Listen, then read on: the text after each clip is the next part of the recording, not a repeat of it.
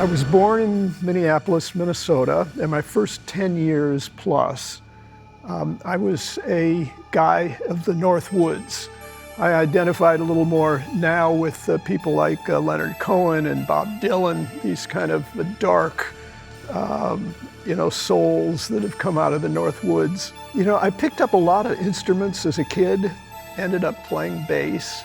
Not many people know this, but I cut Phil Spector's first demo with him, just the two of us in Gold Star when I was 15 or maybe 14. And for a while, every time I'd see Phil, he'd say, you're the first guy I ever made a record with, or something.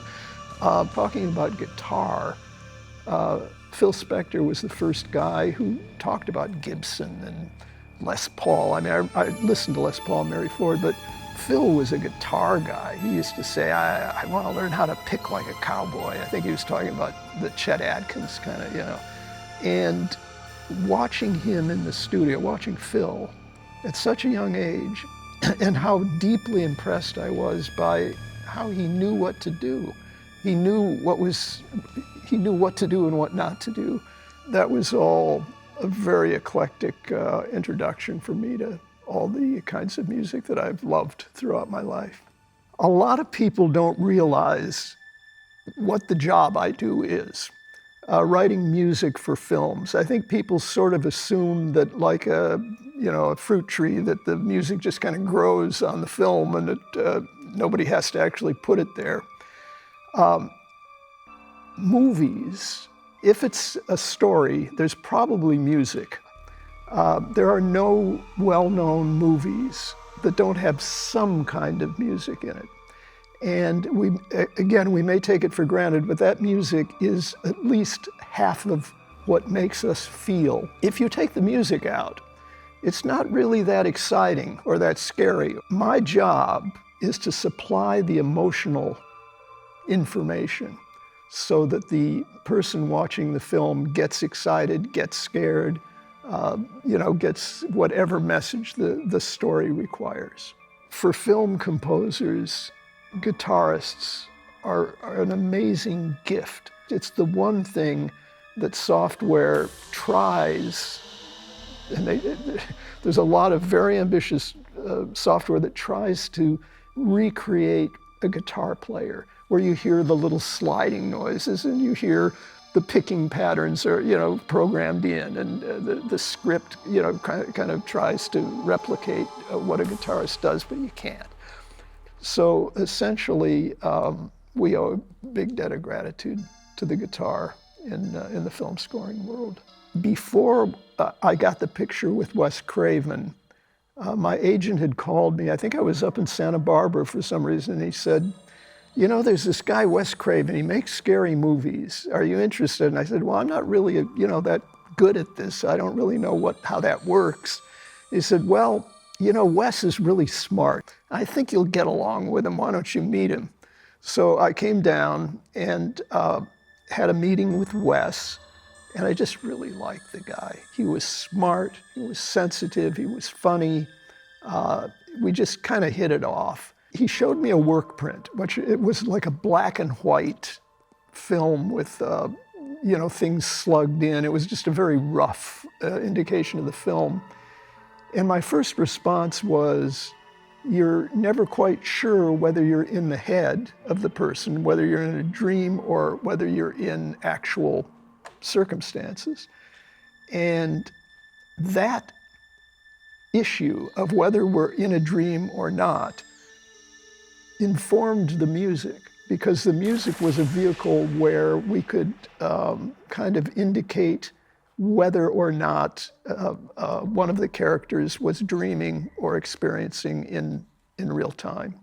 I didn't go to horror movies, therefore I didn't really know what people were doing, composers were doing to scare people. So maybe that was a disadvantage, but maybe it was an advantage, because I really had to kind of invent for myself, like, okay, how are we going to scare people? Well, what scares me? Fortunately, I find scary movies scary. So I can relate to an audience being frightened by a Freddy Krueger, and it's not hard for me to feel frightened when I see a guy with razor blade fingernails slicing people up. So The thing that's scary about Freddie, aside from just his appearance and his menacing possibilities, is his, what's the word for it, ubiquitousness, or his omnipresence, you can't get rid of him. I didn't want to just write functional music. I didn't use that word, but functional meaning I just didn't want to write, okay, this is a moment when Freddie attacks, it has to be this is I wanted to write a theme and have a sound for the movie. We had a very small budget, and I said, I think I'm going to have to do this score alone. So basically I'll play and sing all the parts, and I'll multi-track it on the 8-track and mix it, and that's pretty much what we did, and I was convinced nobody would ever see this movie. For whatever reason, I didn't quite get what it was. I mean, I understood what I was dealing with, but I didn't understand the popular potential for it. I've often said this, but there was a scene, at that time I had the work print on a home VHS style machine to view it. And I was watching that scene where Freddy Krueger, she has a phone, and a tongue comes out of the phone. And I just remember turning the thing off and rolling my eyes and saying, oh my God, this is never gonna go to the theaters. This will go direct to video. This is just too bizarre. And so I felt emboldened to do whatever I wanted, because I was sure nobody would ever hear the music. That was on screen, that was on film, and I was hired after the movie was shot. So the girls doing the jump rope was already there, and in the script was 1, 2, Freddie's coming for you. So that was there. So I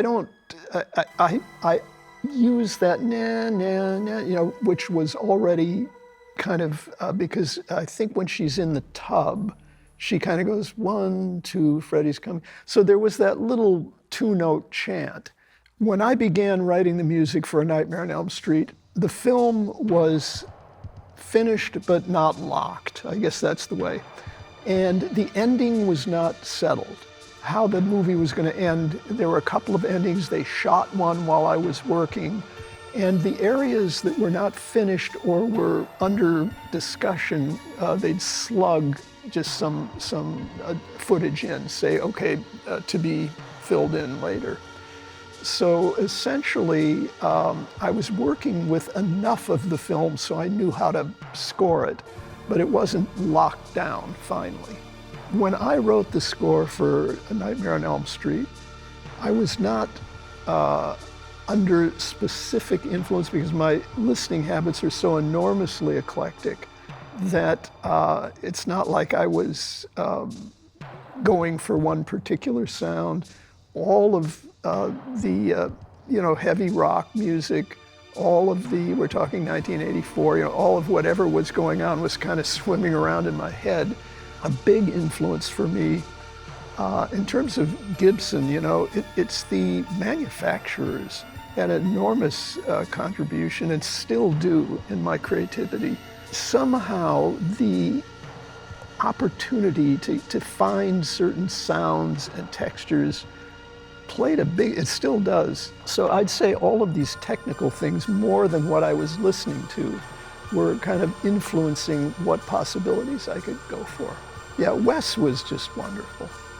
He was supportive, he'd get enthusiastic, which composers love, When I worked on A Nightmare on Elm Street, since I could write the music and play it for him immediately the way we do today, he was able to make creative contributions while I was writing.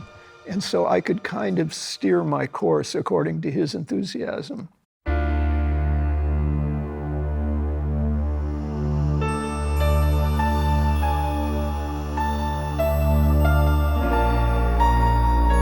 Those are the 2 chords.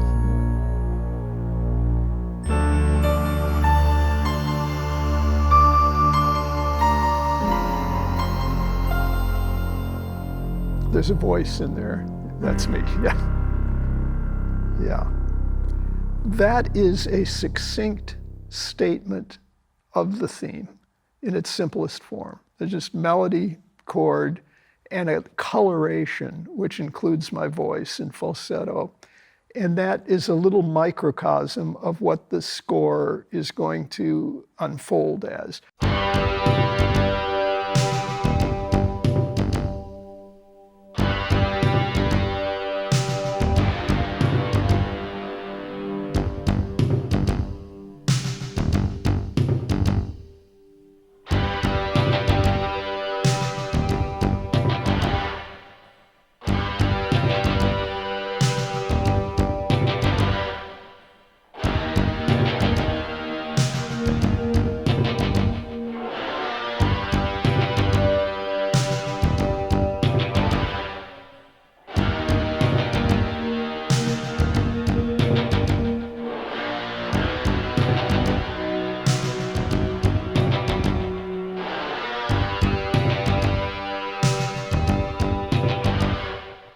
Okay, this is interesting.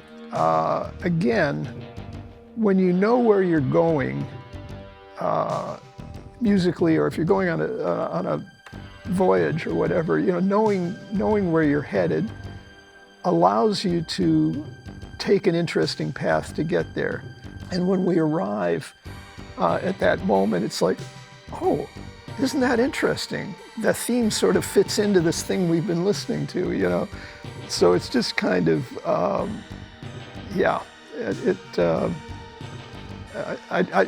wasn't thinking it at the time, but I can see my compositional process there.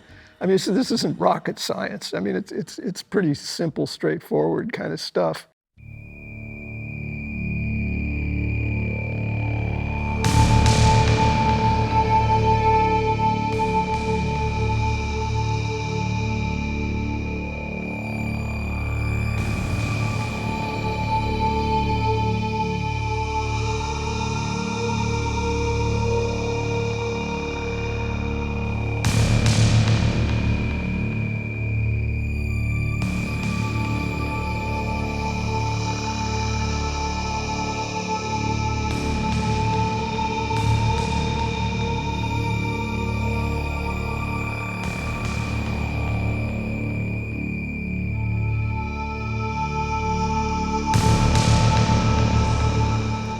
Here.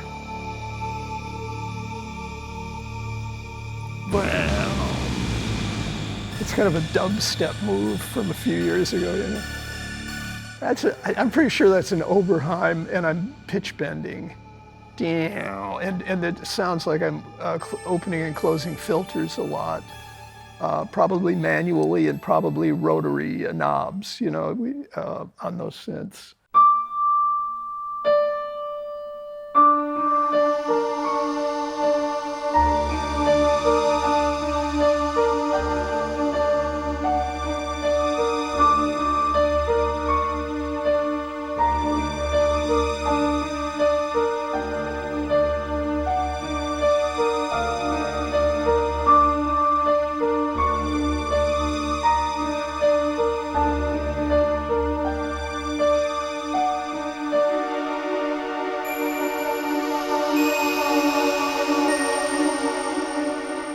Yeah, that's kind of a use of chord to tell story. The purpose of that was to create an environment where you feel unsure, where you don't know when things are going to happen. So you're left in a kind of tension of anticipation and not knowing when things are going to occur.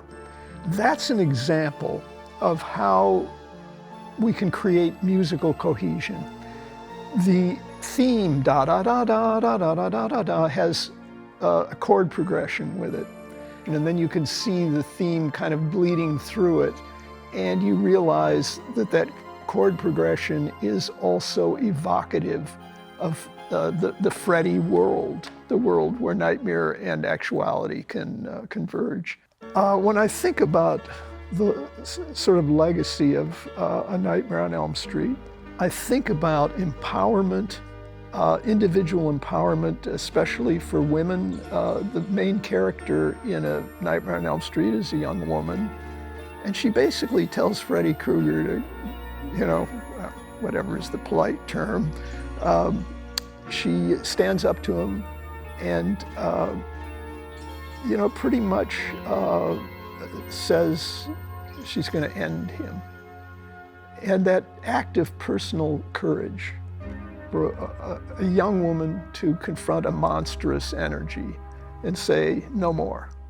That ending, and the car has the Freddy Krueger thing in it, these guys really knew what they were doing. That was the right ending. And I didn't really know that at the time. Wes simply said to me, okay, this is a sunny, happy day, and let's see, we pull them in, and then through the window and so forth. I think they made the right choice, and the music did what it had to do, to kind of set you up for that last yank through the window. I never met Robert Englund. I met him on screen, and he had an enormous influence on me as the character. I never met him as the actor. It didn't happen right away with Freddy Krueger. I mean, I have an ad, a 2-page ad that was taken in the Hollywood trade papers that said The Perfect Sleeper, Nightmare on Elm Street, and it showed that it had made a few million here and a few million there, which doesn't look all that impressive these days. But it was very successful for a small sleeper picture. Wes was really lovely with his appreciation and praise of the Elm Street music, and I have a nice email from him not too long before he passed away that referred to his how much he loved the score to Elm Street, and it was really a kind of a lovely thing. Looking backwards is real interesting. I try not to do it too often because it's a long road looking back. But for my entire life, I wake up every day, every morning, and I do one of two things. I'm either writing music or I'm writing about music. I think the functional word is love. I just love it. The great guitar players we've spoken about, real artistry is a gift for us. And so every day I'm listening to the music, I'm writing it, or I'm thinking about it, or I'm writing about it. I do sometimes ask myself, what is the magic of music?